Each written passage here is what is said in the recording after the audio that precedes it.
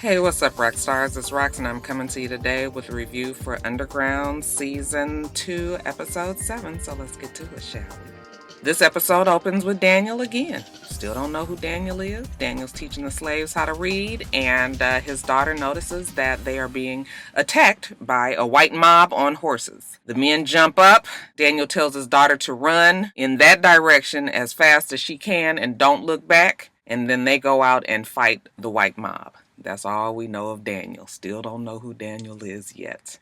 Then we get to the three storylines of this week, which is Kato, which is Steen, and which is Rosalie and Noah. Okay, Kato first. He is being tortured by Patty and her gang, beaten up to a pulp. They are waterboarding him, and they also shaved his eyebrows and his hair, all his hair off of his face. Okay, so he looked crazy. I'm sure he feel crazy.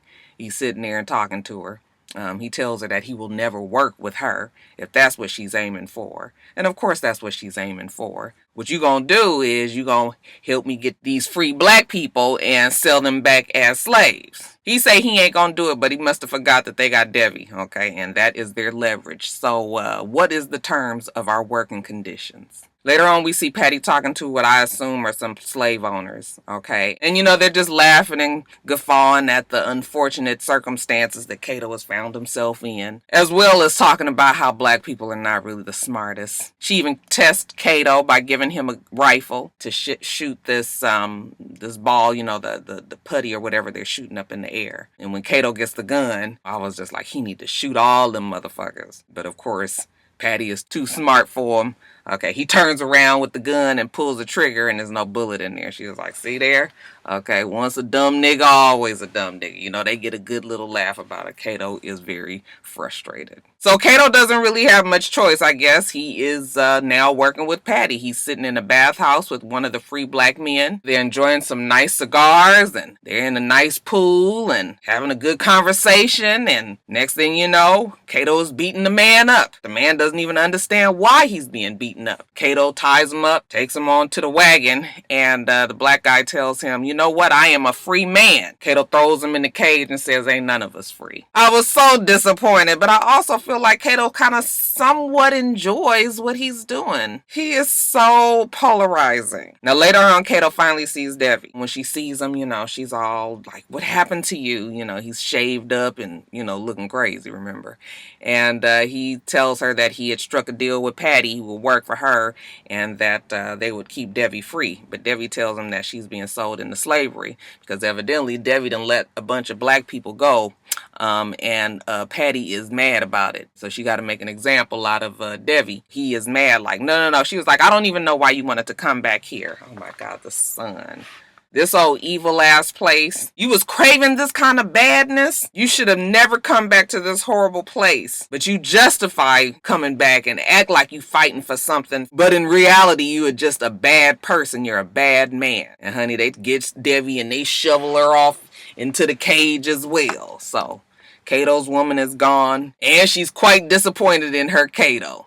Now, over in South Carolina, Steen trying to get the hell up off of this island, okay? We see Clara, and she is 100% in with the slave owner, in the bed with him, living the life while all her brethren, her slave brethren, are out and miserable in the fields. Seems that the slave owners have found out about the drugs that they had been huffing with, okay? So they beating everybody's ass, okay? If they find, whoever they find, have the little vial of the stuff, okay, you about to get it. They find it on Steen's boyfriend, Clara's baby daddy. They beat the hell out of him, and now he is somewhat of a prisoner. And when Steen finally catches up with Clara, Clara's real proud of herself. Slave master do whatever she want to do now, okay? And she didn't put it in her mind that she is going to kill her baby daddy. Steen was like, no. You don't want to do that. You don't need that kind of blood in your hands, and you don't need to try to get the slave master involved in that. She's like, oh no, he's not going to get involved in it. You are. You going to help me. You want to get the hell up off this island? Okay, then you going to make that poison, and that's going to kill Mr. Man over there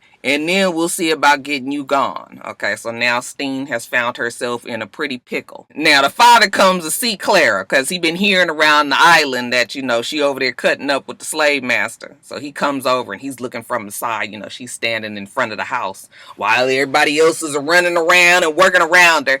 She's got her beautiful white dress on, her hair is done all pretty, and she sees her father, so she walks over to him, and he was just like, I had to just come and see it for myself. You laying up with the slave master? I'm sorry, the lighting, you guys. Acting like the common whore around here. And she was just like, you know what? You never asked me how I feel. You never asked me if I was okay. You just wanted to know who the father was. You should be happy that I ain't doing nothing to your ass around here. A simple thank you would suffice. While they're arguing, Steen takes it upon herself to talk to the love of Clara's life, the slave master over there, and she goes and tells him, like, you know what? She's about to do something that she is really going to regret. But you need to let her know that just because we've had bad things happen to us in the past doesn't mean that we are a bad person and we don't have to continue to make these bad decisions. You are the best thing that ever happened to her. He was like, she's not going to listen to me. And she was like, oh, she'll listen. Just go on and say it. Okay. If you love her, you would do this. Later on, Clara has Steen come up to her, her little, reception quarters. She's all rude to the fucking slaves that's serving her. Not too long ago she was in this very same position. She wasn't even a house slave, she wasn't even a house slave. So, she really done just did a whole lot here. And Steen is noticing that she has now created a monster. When Steen sits down, she was just like, how you feeling? Okay, I know you can't huff like you used to. Steen was just like, I'm getting by. I'm fine. Thank you. She says, well, you see all this I got going on? You should be proud of me. Look what you did. Okay, you created this fucking monster. I ain't serving nobody shit. The slave master basically serving me. Steen says, girl, don't let the white folk fool you. You in a good spot right now. That don't mean that it's gonna last forever. These people don't mean you any good. And once they finish using you up, they will let you go. But of course, Claire don't believe that. Okay, Claire is smelling herself. She says, I have to always sit and listen to him talk about war. That's all he talk is war, war, war. But he's not a killer. Steen says, oh, and you are? Claire says, yeah, he told me that just because I had a bad past doesn't mean I'm a bad person. I know you told him to tell me that. But I do believe he does love me. So I guess I got you to thank for that too. I said, ooh, Clara, your days is numbered the way you talking to Steen. She don't know who she fucking with. Then it gets real menacing and she tells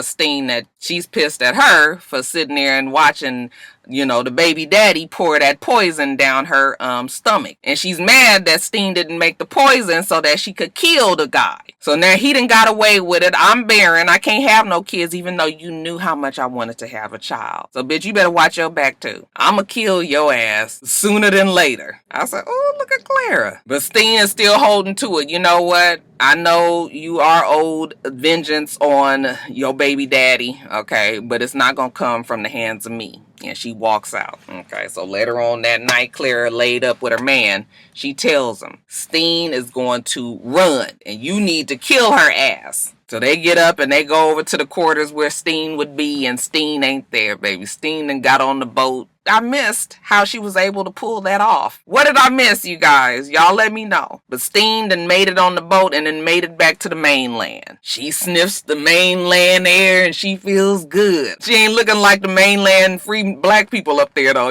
But hell, it's gonna have to do today, okay? So she's walking on the little cobblestone, trying to keep a low profile, keep her head down, and she bumps into a white guy, and who should it be but August? I said, of all the fucking people. August? Some damn bad luck. So Kato and Debbie got a bad rap. Now Steen got a bad rap. And then lastly, Noah and Rosalie. Okay, so, they on the run. They done made it back to Georgia.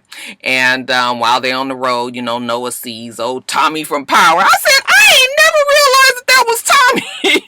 My husband was like, yeah, I think that he was on a season, last season one time. Noah tells him he is going to help him, okay, because he is on this wagon, with the horse. So he ties up old Tommy and takes him back to where him and Rosalie are hiding out.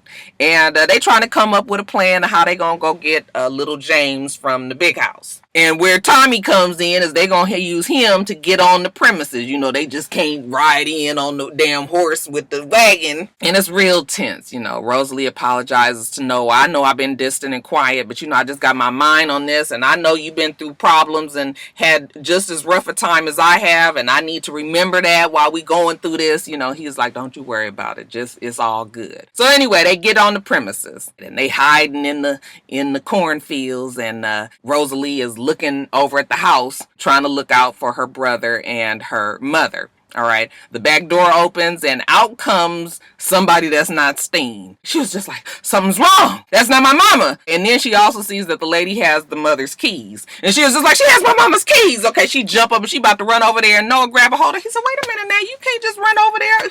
You about to blow the whole thing. But she's like, oh, something's wrong, something wrong. He was like, calm down. We're going to stick to the plan that Harriet mapped out for us. We cannot just go around here running around and having people see us. We got to have a plan.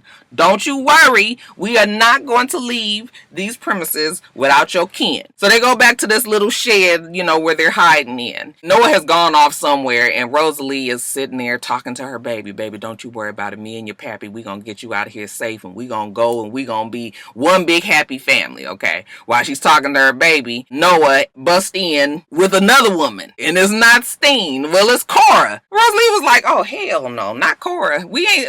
Why is she here? Noah said, because she gonna help us. Okay, Cora tells her that Steen ain't there no more, that they done sold Steen off. That kind of throws Rosalie off. Then she tells her that James is living in the big house with the master wife, and you know that she basically is raising him as her child. You know, he got it real good up in there. So now Rosalie is still wanting to run up there and get him, and he says, calm your nerves, Rosalie. We gonna still stick to the plan. All four of us is running off of this plantation by the end of the day. She was like, four of us, and he was like, yeah, we taking Cora. She's like, no, the fuck, we not taking Cora. Yeah, we taking Cora. She's part of the deal now. So they set up this plan that they're gonna talk to James. Evidently, he's getting a new pony. Rosalie is also trying to come up with a plan of figuring out where Steen was sold off to. Okay, Cora tells her, well, you know, Bill, he has a book, and he keeps track of where all the slaves went. And they were like, Bill is alive. You guys remember Bill is the one that tried to rape Rosalie, who set all this off. She said, yep, he's still alive. Okay, so now Rosalie is really shook. So they come up with this plan that Cora gonna go back in the house. You know, they're gonna try to get in touch with the boy James, and that's the plan. Okay, so Noah and Rosalie, they sitting around, they waiting in the shed, trying to wait for Cora to come back. Rosalie even fell asleep. She wakes up, it's nightfall now. Cora's still not back. Now she really panicking. Oh my gosh, she sold us out. Okay, we gotta go. We gotta get out of here right now. You know, Noah's trying to calm her down. You got to tell me what the plan is. We can't just be running around. I don't know exactly what we doing. So they come up with Noah's gonna go get the book from Bill's house, and Rosalie is gonna go in the house and get James. When I saw them about to do this, I said, this is not a really good plan. You guys are working on sheer emotion and not listening to what Harriet told y'all at all, okay? But hey, they gotta do what they gotta do. So Noah goes to Bill's house. Bill is drunk as a fucking skunk, as usual, in another room. Noah's able to get in the house. He's fiddling around trying to find this book. We see Rosalie. She has gotten in the big house, and she's sneaking around, trying to look for the boy. She goes upstairs. She opens his bedroom door. He's all asleep in this nice big lush bed. Looks well fed, looks well clothed, don't look stressed at all. She goes up to him, and she pulls the covers off of him, and he wakes up and he looks at her, and he looks shocked. I said, this boy ain't gonna want to go. Why is the boy gonna want to run through the fields with you, put his whole damn life in danger when he is living high on the hog like this? Okay, he is only a child. He doesn't know how this whole thing could turn out. Okay, so when she pulls it off and then she covers his mouth and she says, don't cry, don't say nothing. It's Rosalie. I'm gonna take you with me. He looked at her and then he was like,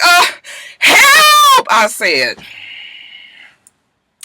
like I said, this really was not the best plan. And back at the house where Bill is, you know, Bill had done drank himself to sleep, and Noah couldn't get out of the house, so Noah is under the bed and Bill is on top of the bed. When the little boy gets to screaming, it sets off an alarm, you know, and Bill gets up, and now Noah's like, oh my God, what has happened? Well, what has happened is they got Rosalie now, and Bill is responsible for punishing her. And you know, he can't wait to brand her because she is the one that left him for dead when he tried to rape her. So Noah's looking through the cracks of the house trying to see what's happening, and he sees that they're about to brand her. So he has his gun. Okay, now he didn't put the gun through the hole, and Rosalie notices that he's about to shoot, but she doesn't want him to do that because one, it's going to give away that he's out there. Two, he might miss and shoot her. Okay, and three, that's just not a good idea. And you know, Bill is all like, I can't wait to do this. You the one that did this, that, and the other to me. Right when he's about to shoot, she blurts out, I'm with child. And that's when Noah stops. Noah didn't know. Well, Noah knows now. He pulls the gun out looking like, fuck. And Bill was like, that don't make no difference right now, okay? And he brands her cheek and she screams. Yeah, it was bad for everybody. Okay, this was the episode that did nobody win. Everybody was taking major L's, as Jada would say. Everybody trying to get to this one spot and backfiring terribly. So that's it for Underground, you guys. What did you guys think about the episode? All right, you guys, let me get off here. Make sure that you rate, comment, and subscribe to the channel. I'm itsrox. The channel is for itsrox. Everything else I do will be in the bottom bar. All right. So I hope that you have a wonderful, wonderful rest of your day. I plan on doing the same. Till next time, Roxstars. Bye.